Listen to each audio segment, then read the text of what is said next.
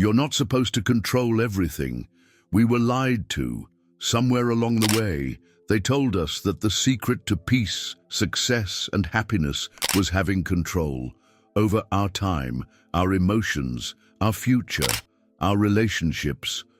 But what if that's the very thing making us miserable? What if trying to control everything is the reason you feel stuck, tired, and disconnected? It sounds crazy, but the more you try to fix, plan, and predict every detail of life, the more it slips through your fingers. And here's the twist most people never see coming. Peace doesn't come from control. It comes from learning how to surrender. Yeah, surrender, that word nobody wants to hear. But what if I told you that letting go is the fastest way to actually feel free again? To sleep better, breathe deeper, and finally enjoy your life without the constant pressure to manage it all. This video isn't about giving up. It's about waking up. And if you've ever felt like you're carrying too much, trying too hard, or always one step behind, this might be exactly what you've been needing to hear. 1. The illusion of control. There's a strange comfort in thinking we're in control. It makes the chaos of life feel a little less threatening, but that comfort is fake, and deep down, most people know it. They plan every detail of their day, their future, their relationships, and yet things still fall apart. The truth is, control is a strategy the mind uses to avoid uncertainty. But life doesn't care about your plans. It has a rhythm of its own. You try to script your week and suddenly you get a phone call that changes everything. You think you've healed, then something triggers an old wound out of nowhere. It's frustrating, but also revealing. Because what if the discomfort isn't from life going wrong, but from trying to make it follow your script? Trust isn't built in predictable moments. It's built when things don't make sense, but you stay open anyway. Trying to control life is like trying to hold water in your fist. The tighter you grip, the more you lose. That tight grip on outcomes, people, timelines is what creates anxiety. It's not the situation. It's the pressure to make it look how you imagined. But surrender doesn't mean giving up. It means letting go of the belief that you're supposed to fix everything before you can feel peace. And let's be real, most of us don't even want control. We just want to feel safe. And we think control will give us that, but it doesn't. It only keeps us busy and distracted. True safety comes from presence, from learning to trust that you'll meet life moment by moment, not from solving it ahead of time. And that subtle shift in mindset, well, it leads to something else even deeper. 2. Control is exhausting the soul. You can spot someone trapped in the cycle of control by how tense their shoulders are, how shallow their breath becomes, and how fast their mind races before bed. They plan, prepare, double-check, then still feel like something's missing. That's because control doesn't calm the soul. It just keeps it busy. You end up managing everything except your own peace. And even when everything looks under control, there's still that silent inner panic whispering that it's not enough. Imagine someone constantly micromanaging their day, tracking every calorie, obsessing over replies, checking emails 10 times before noon.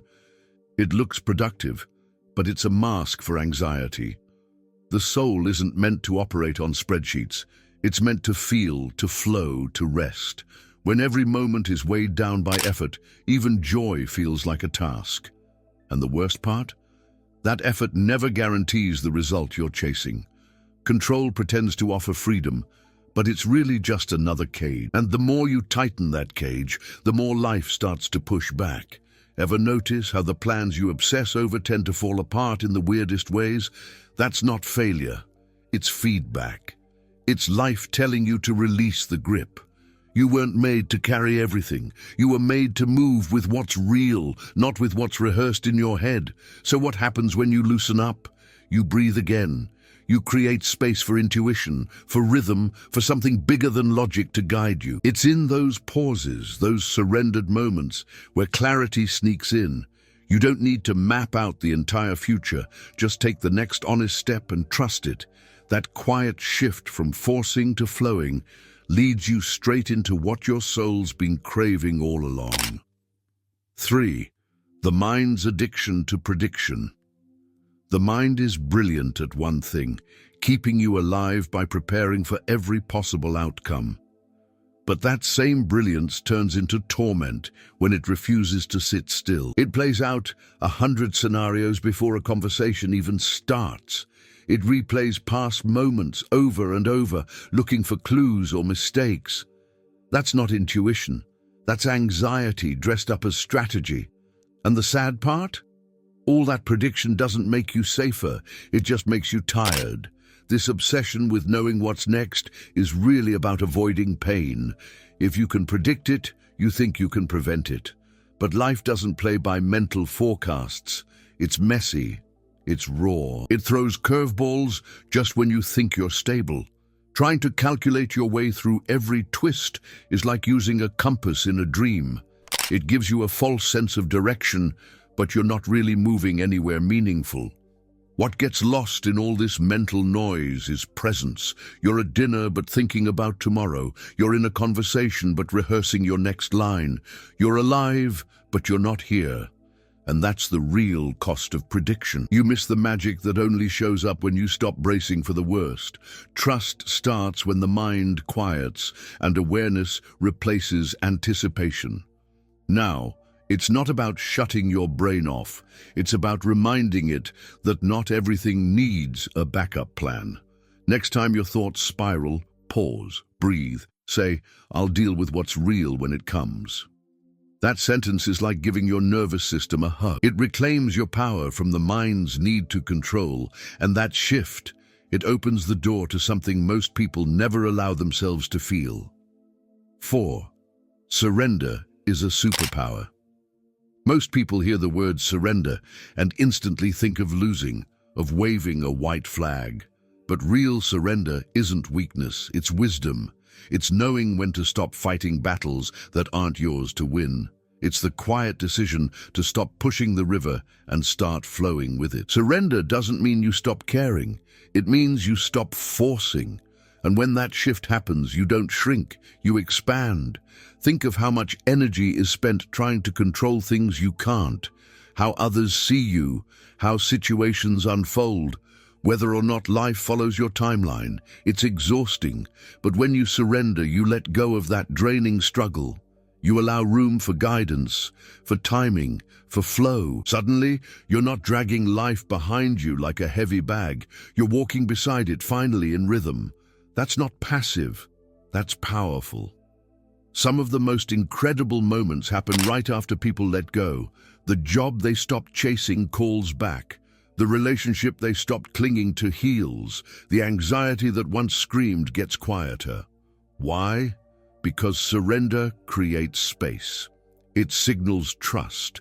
And life responds to trust in ways the mind could never predict. It's like the universe had been waiting for you to loosen your grip before delivering what you actually needed. Try this in small moments. Instead of reacting, breathe. Instead of forcing a solution, observe. If a plan falls through, ask, "What's this redirect showing me?" That's practical surrender, not just spiritual talk. It's how you walk through life without breaking under the weight of it. And once you start doing that, you'll notice something about the way resistance works. 5. What you resist persists. It's strange how the more you fight something, the louder it becomes. You try to push an emotion down, and it shows up in your body. You avoid a conversation, and it festers into anxiety. Resistance doesn't erase discomfort, it feeds it. Life isn't asking you to fix everything. Sometimes it's just asking you to sit with it, to breathe through the mess without trying to rearrange it like a broken puzzle. People think if they just resist hard enough, they can make pain disappear. But pain isn't a sign of failure, it's a sign of friction. That friction shows up when reality and your expectations aren't aligned. The mind says, "This shouldn't be happening." Life says, "But it is." And in that clash, you either break or you surrender. You either armor up or let go. And oddly enough, the moment you let go, things start to soften. Let's get real. Trying to control what you feel never works. You can meditate, journal, scream into a pillow, but if the intention is to get rid of it, you're still resisting. Acceptance means allowing space for the feeling without trying to kill it. It's sitting with sadness without a stopwatch. It's letting anger burn without judging yourself. That's where real transformation happens, not through suppression, but through presence. You want a practical shift?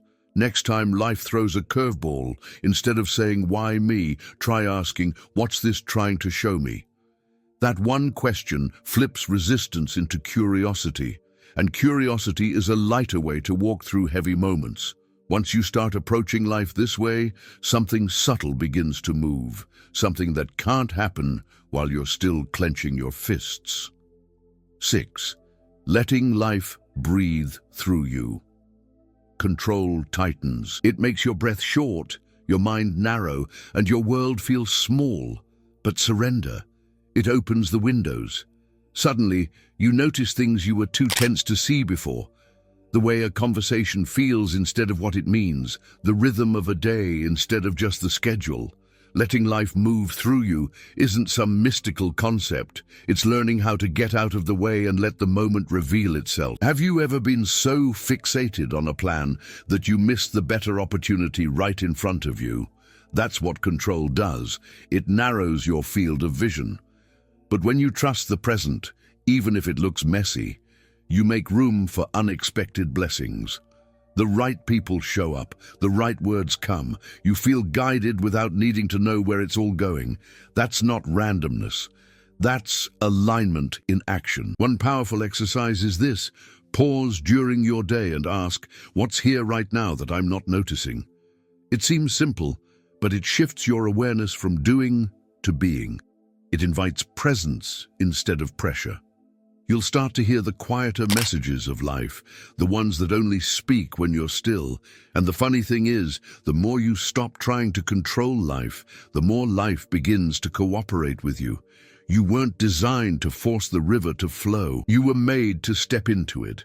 When you let go of needing to fix, solve, and plan every moment, something miraculous happens.